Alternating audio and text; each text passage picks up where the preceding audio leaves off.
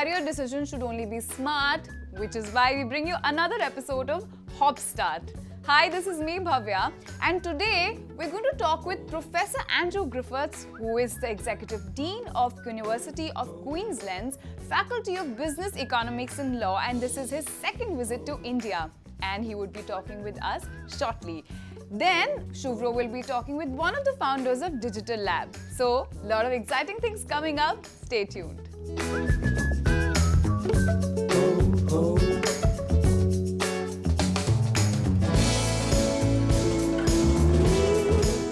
Hello, my name's Professor Andrew Griffiths. I'm the Executive Dean of the Faculty of Business, Economics and Law at the University of Queensland. Hi, Andrew.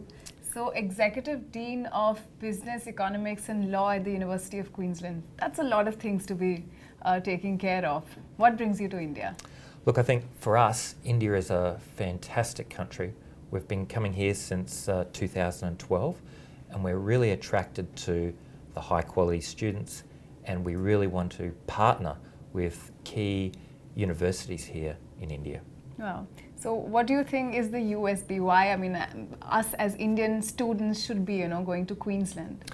Look, I think it's really similar. I think there's a lot of similarities culturally between Australians and Indians. Right. I think that aside from our love of cricket, and both of us will both be sad about not being in the finals. There, yes. That's exactly right. But aside from that, I think that maybe a lot of Indians don't know that there's a lot of Indian investment coming into Australia.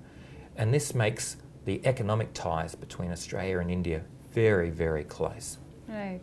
So, I did read about corporate sustainability and how Queensland is trying to, there are courses which essentially teach people to do that. Could you talk a little about those? Yeah, so the area of corporate sustainability, and in particular looking at how climate change impacts on organisations and how climate change impacts on communities, is one of my key passions. And it's actually one of our faculty and our university's key passions. And we really want to take the knowledge that we've learnt in Australia about this, we want to share that in developing the future leaders for India. And in that sense, we feel that the University of Queensland offers great programs and courses in business, management, engineering, health sciences, which enables future leaders to be able to take advantage of the type of knowledge that you might find in a climate changing world. Oh, fantastic. I would preferably want to know especially about the part where there are so many students who are just done with their schools and are looking out to study abroad. Queensland in particular, what are the courses that you think would attract them the most? Look, I think the number one courses which we know international students and Indian students are attracted to are business courses and related engineering courses. They seem to be the two main courses. And I think that they're attracted to that because both of those courses, but in particular the business courses, lead to great employment opportunities and great employment outcomes. Oh, fantastic. I would talk about Delhi University, I'm sure, which you're very, very aware about. Yes. And their campus life. It's one of the most talked about campus lives actually in India. So, could you talk about a little about the campus of... So what would happen if somebody came and was transported from, say, Delhi or Mumbai and landed in the middle of UQ? What they would see is this most magnificent campus. It's a sandstone campus. It's thriving with student life, and it's been rated as one of the top 10 campuses globally for its aesthetic appeal. The food is good. Well, it's getting better, I have to admit, but the food is good, and the friendliness of the students. It very rarely rains in Brisbane. It's just a beautiful location. Okay. Could you talk a little about the laws in terms of outsiders? To just give them that feel of being at home, or safety as a concern. Oh yes. Oh, look, I think you'll find that that the southeast corner of Queensland, where Brisbane is located and the University of Queensland is, it's very safe. The locals are actually very much like the locals here in India. Very friendly. It's a very diverse and multicultural community. And we find that our international students are really welcomed.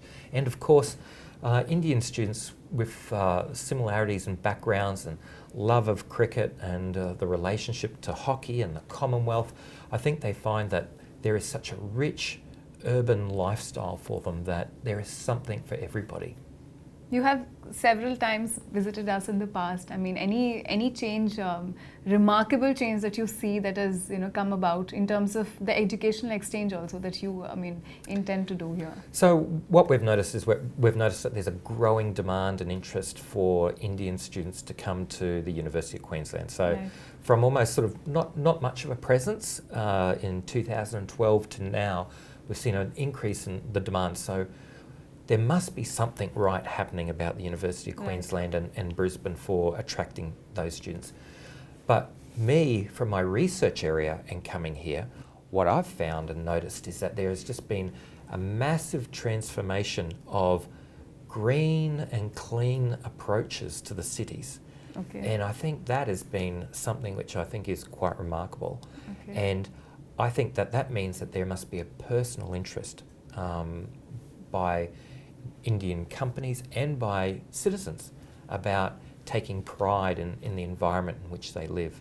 And that very much fits into one of the key themes that we've been talking about while visiting India this week, which Absolutely. has been around sustainability. I mean, we of course are aware of the water crisis that we're all faced with Yes. currently in our world. Yeah. I mean, any special things that we've adopted? Look, the water crisis is really interesting because it was not that long ago, it was maybe less than a decade ago, that Brisbane almost ran out of water.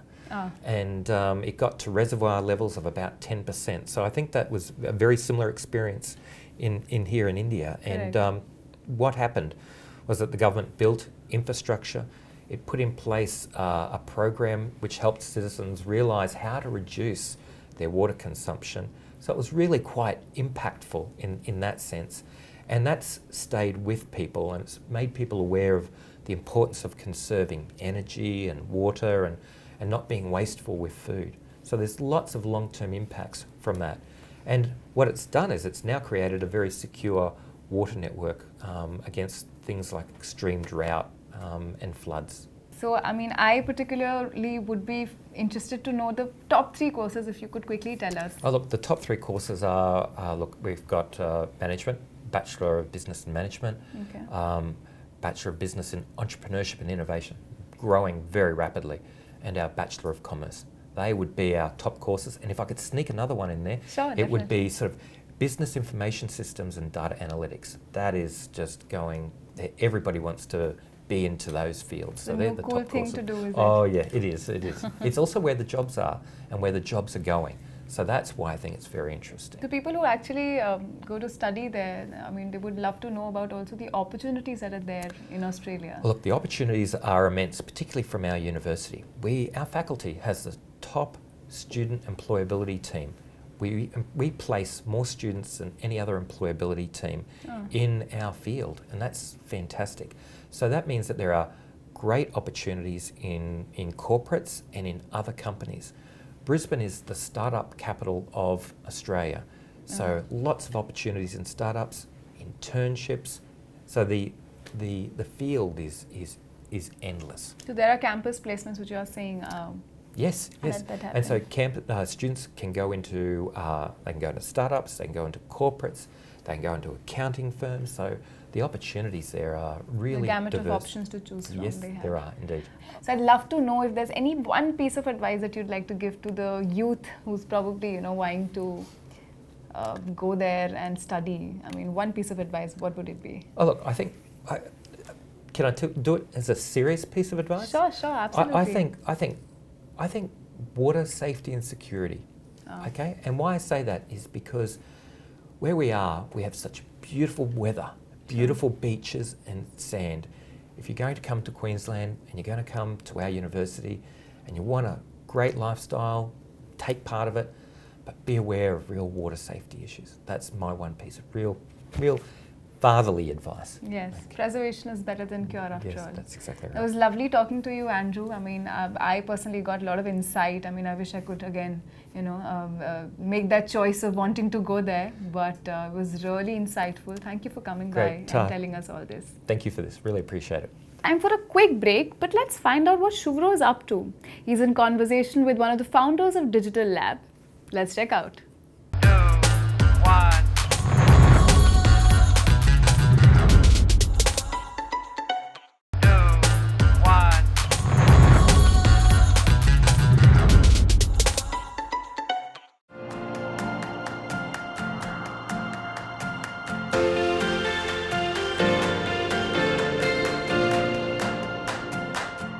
Hi guys, I'm Rakesh Tulsiani. I'm one of the co-founders of Digital Labs.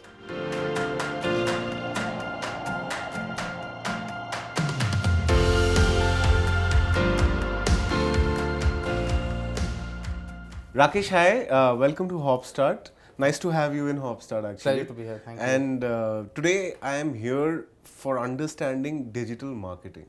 And I presume I'm in the best place.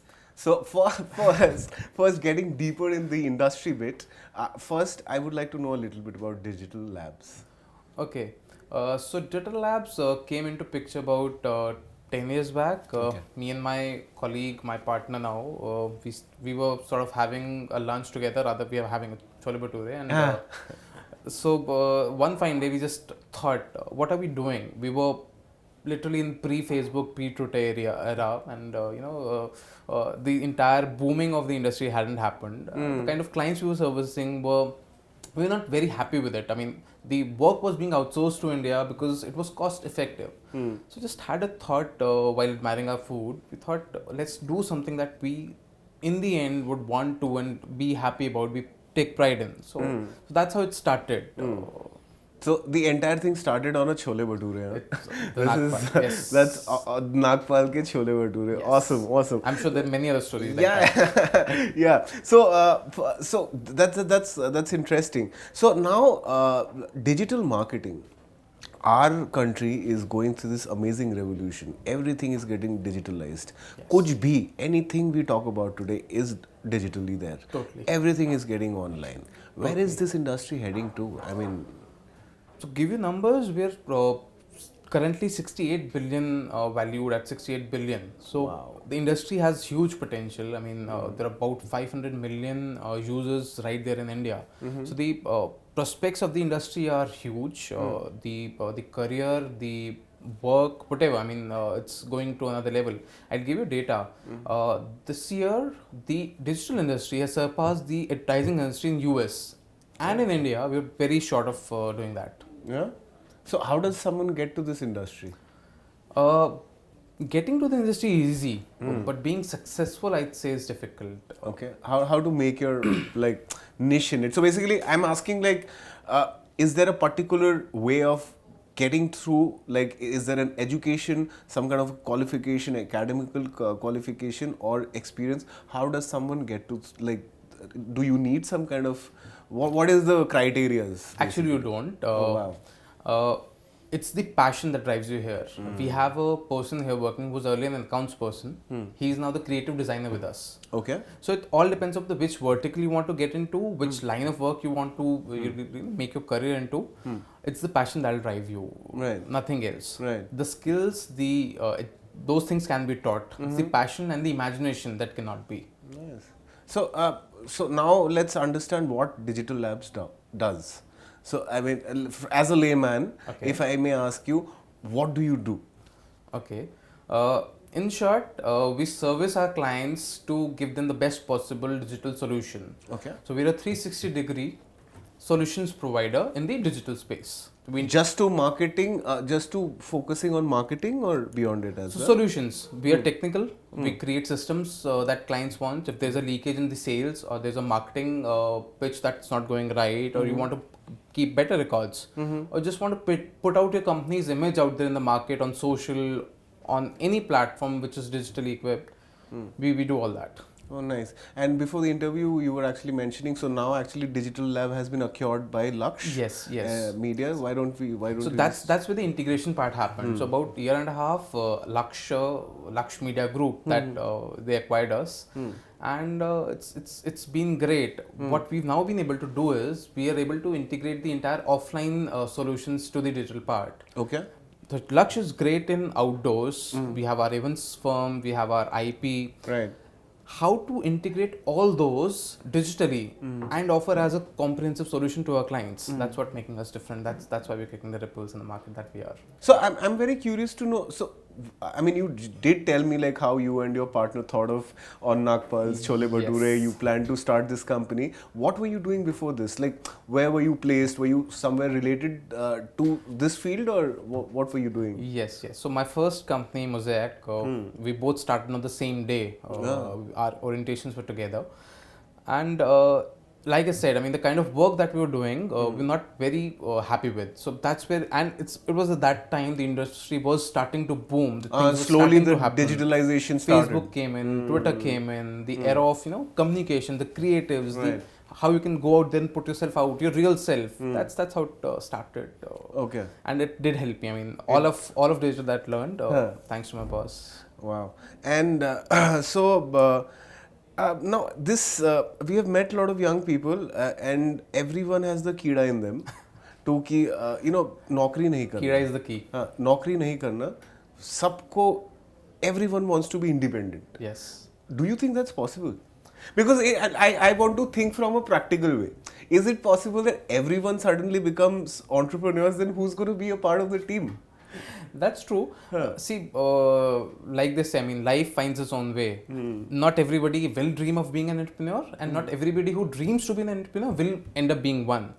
Like you said, 70% fail, but rest 30%. All I'd say is that if just have a passion for whatever you want to do. And Rakesh, it was great chatting with you. I mean, I wish I had a longer chat with you. And, I mean, it would have been fantastic. Before wrapping up, first of all, you have a great office, and I've seen a lot of people are working.